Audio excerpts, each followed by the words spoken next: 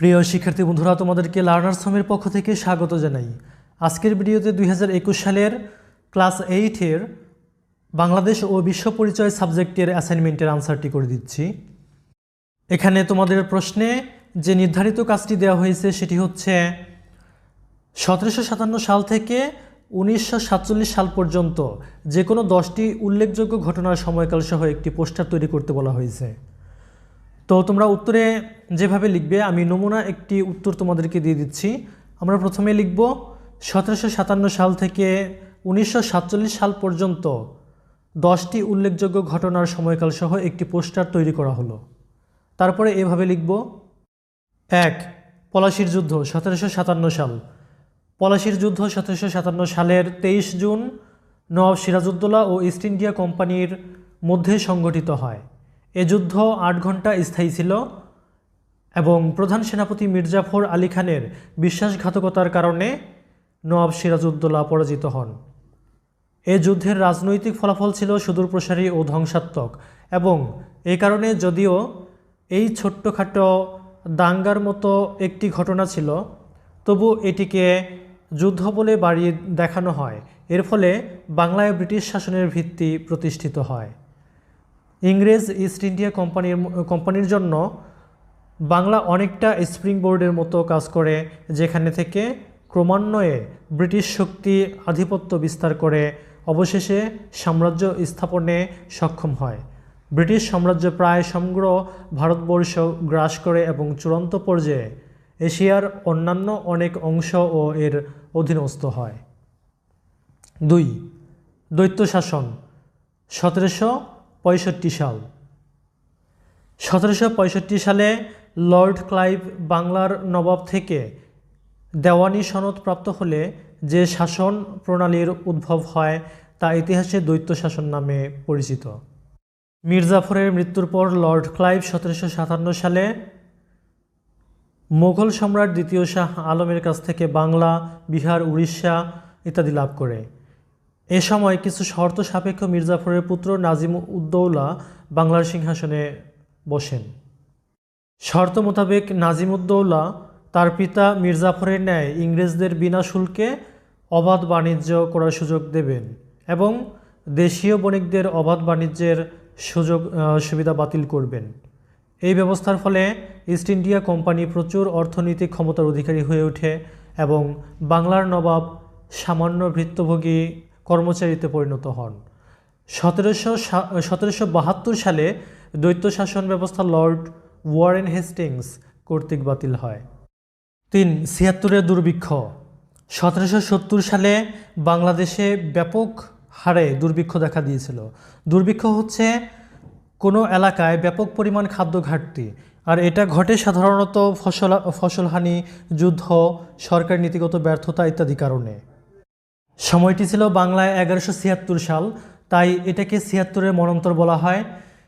ব্যাপক বৃষ্টিপাত এবং বন্যার কারণে ফসলের প্রচণ্ড ক্ষতি হয়েছিল এবং সারা দেশে প্রচুর খাদ্য ঘাটতি দেখা দিয়েছিল এবং অর্থনৈতিকভাবে দেশটা পঙ্গু হয়ে পড়েছিল। 4. চিরস্থায়ী বন্দোবস্ত 1793 সাল। চিরস্থায়ী বন্দোবস্ত 1793 সালে কর্নওয়ালিস প্রশাসন কর্তৃক ইস্ট ইন্ডিয়া কোম্পানি সরকার ও বাংলার ভূমি মালিকদের মধ্যে সম্পাদিত একটি স্থায়ী চুক্তি। এর প্রবক্তা লর্ড কর্নওয়ালিস। এই চুক্তিতে জমিদারগণকে এই মর্মে হুঁশিয়ারি করে দেওয়া হয় যে তাদেরকেও নির্ধারিত তারিখে কিস্তি পরিশোধে ব্যর্থ হলে খেলাপি ব্যক্তির সকল জমি বা বকেয়া দাবি পূরণের উপযোগী জমি নিলামে বিক্রয় করা হবে। 5. রামপুরে মুদ্রণযন্ত্র স্থাপন 1821 সাল। বাংলার নবজাগরণের ক্ষেত্রে শ্রীরামপুরের প্রতিষ্ঠিত মুদ্রণযন্ত্রের ভূমিকা ছিল অনন্য। 1821 সালে শ্রীরামপুরে মুদ্রণযন্ত্র স্থাপন বাংলার মানুষের মনকে মুক্ত করা ও জাগিয়ে তোলার ক্ষেত্রে নতুন দিগন্ত উন্মোচন করে। 6. সিপাহী বিদ্রোহ 1857 সালের 10 মে। সিপাহী বিদ্রোহ বা সৈনিক বিদ্রোহ 1857 সালের 10 মে মিরাট শহরে শুরু হওয়া ব্রিটিশ ইস্ট ইন্ডিয়া কোম্পানির সেনাবাহিনীর সিপাহীদের বিরুদ্ধে একটি বিদ্রোহ, যার মধ্যে আলেম ওলামাদের অবদান অপরিসীম। ক্রমশ এই বিদ্রোহ গোটা উত্তর ও মধ্য ভারতে ছড়িয়ে পড়েছিল। এই সব অঞ্চলে বিদ্রোহীদের দমন করতে কোম্পানিকে যথেষ্ট বেগ পেতে হয়। 7. বঙ্গীয় আইনসভা 1861 সাল। বঙ্গীয় আইনসভা ভারত শাসন সংক্রান্ত ধারাবাহিকভাবে সাংবিধানিক সংস্কারের চূড়ান্ত পরিণতি স্বরূপ গঠিত হয়েছিল। 1861 সাল থেকে শুরু করে 1935 সালের ভারত শাসন আইন প্রণয়ন পর্যন্ত এই শাসন সংস্কারের শেষ পর্যায় হিসেবে বঙ্গীয় আইনসভার আত্মপ্রকাশ। 1935 সালের আইনে বলা হয় যে ব্রিটিশ ভারতের সকল প্রদেশের সাংবিধানিক পরিষদ প্রাপ্তবয়স্কদের দেয়া ভোটে নির্বাচিত প্রতিনিধিদের দ্বারা গঠিত হবে। 1937 সালের সাধারণ নির্বাচনের মধ্য দিয়েই বেঙ্গল লেজিসলেটিভ অ্যাসেম্বলির যাত্রা শুরু। 8. বঙ্গভঙ্গ 1905 সালের 16 অক্টোবর। উপমহাদেশে ব্রিটিশদের শাসনতান্ত্রিক ও রাজনৈতিক ইতিহাসের একটি উল্লেখযোগ্য ঘটনা বঙ্গভঙ্গ। 1905 সালের 16 অক্টোবর ব্রিটিশ ভারতের viceroy lord George Nathaniel Curzon শাসনকাজ পরিচালনার সুবিধার্থে তৎকালীন বাংলা প্রেসিডেন্সিকে ভেঙে পূর্ববঙ্গ ও পশ্চিমবঙ্গ নামে দুটি নতুন প্রদেশে বিভক্ত করেন। 9. লাহোর প্রস্তাব 1940 সালের 23 মার্চ। লাহোর প্রস্তাব বা পাকিস্তান প্রস্তাব, যাকে পাকিস্তানের স্বাধীনতার ঘোষণাও বলা হয়, তা হচ্ছে ভারতীয় উপমহাদেশে ব্যবসাকারী মুসলিমদের জন্য একটি পৃথক রাষ্ট্রের দাবি জানিয়ে উত্থাপিত প্রস্তাবনা। 1940 সালের 23 মার্চ লাহোরে অনুষ্ঠিত মুসলিম লীগের অধিবেশনে মোহাম্মদ আলী জিন্নাহ এর সভাপতিত্বে মুসলিম লীগের পক্ষ হতে ঐতিহাসিক লাহোর প্রস্তাবের প্রারম্ভিক খসড়া তৈরি করেন পাঞ্জাবের মুখ্যমন্ত্রী সিকান্দার হায়াত খান, যা আলোচনা ও সংশোধনের জন্য নিখিল ভারত মুসলিম লীগের সাবজেক্ট কমিটি সমীপে পেশ করা হয়। সাবজেক্ট কমিটি এ প্রস্তাবটিকে আমূল সংশোধন আনয়নের পর 23 মার্চ সাধারণ অধিবেশনে মুসলিম লীগের পক্ষ হতে বাংলার মুখ্যমন্ত্রী আবুল কাশেম ফজলুল হক সেটি উপস্থাপন করেন এবং চৌধুরী খালিকুজ্জামান ও অন্যান্য মুসলিম নেতৃবৃন্দ তা সমর্থন করেন। মূল প্রস্তাবটি ছিল উর্দু ভাষায়।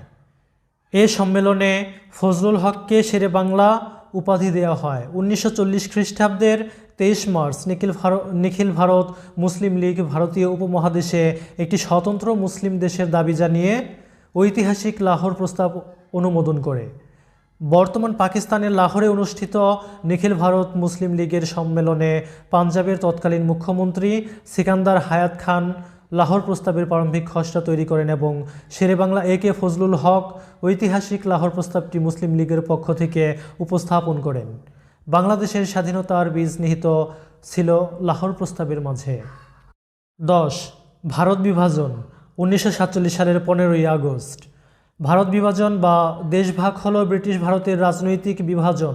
1947 সালের 15 আগস্ট ব্রিটিশ ভারত ভেঙে পাকিস্তান অধিরাজ্য ও ভারত অধিরাজ্য নামে দুটি সার্বভৌম রাষ্ট্র গঠন হয়।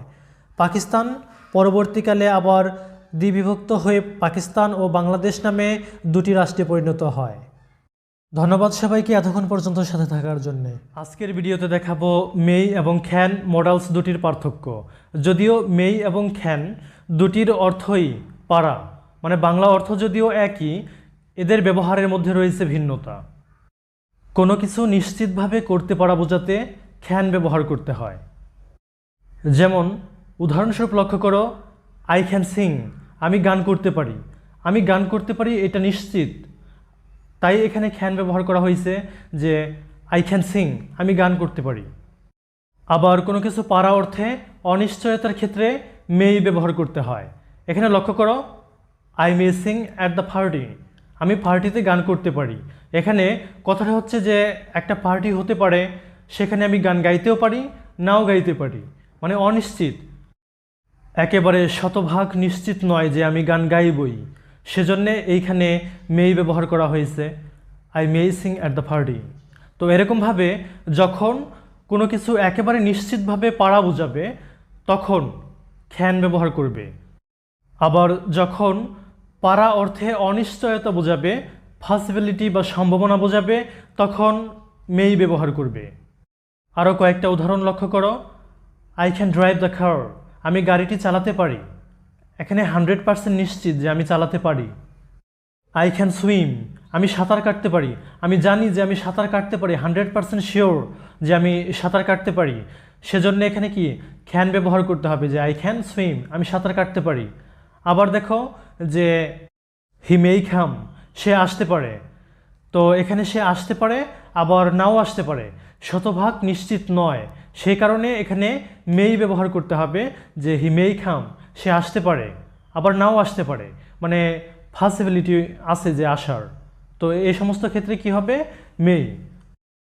তারপর ফর্মালি কোনো অনুমতি নেওয়া বা দেওয়ার ক্ষেত্রে মেই ব্যবহার করতে হবে। আর ইনফর্মাল এর ক্ষেত্রে তুমি ক্যান ব্যবহার করতে পারো অনুমতি নেওয়ার ক্ষেত্রে বা দেওয়ার ক্ষেত্রে। যেমন উদাহরণস্বরূপ লক্ষ্য করো, may I come in sir, sir আমি কি ভেতরে আসতে পারি। May I use your pen, আমি কি আপনার কলমটা ব্যবহার করতে পারি। May I have this seat, আমি কি এই আসনটি গ্রহণ করতে পারি। তো এই ধরনের ক্ষেত্রে মানে ফর্মালি যদি তুমি জিজ্ঞাসা করতে চাও বা অনুমতি নিতে চাও, তাহলে তোমাকে কি করতে হবে, মেই ব্যবহার করতে হবে। কারণ মেইটা হচ্ছে ক্যান এর থেকে আরও বেশি ফর্মাল এবং নম্র ভাষা। আবার ফর্মালি অনুমতি দেওয়ার ক্ষেত্রেও তুমি মেই ব্যবহার করবে, যে ইউ মে, আপনি পারেন, বা you may have this seat, আপনি এই আসনটি গ্রহণ করতে পারেন। You may use this pen, আপনি এই কলমটি ব্যবহার করতে পারেন। ইউ মে গো নাও, আপনি এখন আসতে পারেন। তো এরকমভাবে ফর্মালি তুমি কোনো অনুমতি নেওয়ার ক্ষেত্রে বা অনুমতি দেওয়ার ক্ষেত্রে মেই ব্যবহার করবে। কিন্তু ইনফর্মালের ক্ষেত্রে তুমি চাইলে ক্যান ব্যবহার করতে পারো, কোনো সমস্যা নাই। যেমন উদাহরণস্বরূপ লক্ষ্য করো, ইনফর্মালি তুমি কাউকে বলতে পারো যে can I have this seat, আমি কি এই আসনটা গ্রহণ করতে পারি। Can you please help me, দয়া করে তুমি কি আমাকে সাহায্য করতে পারো। Can I use your phone, আমি কি তোমার ফোনটা ব্যবহার করতে পারি। এভাবে ইনফর্মালের ক্ষেত্রে তুমি ক্যান ব্যবহার করে অনুমতি চাইতে পারো। আবার অনুমতি দেওয়ার ক্ষেত্রেও তুমি ক্যান ব্যবহার করতে পারো ইনফর্মালে। যেমন তুমি বললে যে ইয়াস ইউ ক্যান, হ্যাঁ তুমি পারো, বা yes you can use my phone, তুমি আমার ফোনটা ব্যবহার করতে পারো। তো এই ফোন ব্যবহার করার অনুমতিটা তুমি দিয়ে দিলে ইনফর্মালি, তো এই ক্ষেত্রে ক্যান। আর ফর্মাল হলে সেই ক্ষেত্রে মেই ব্যবহার করবে। তো এই ছিল মেই।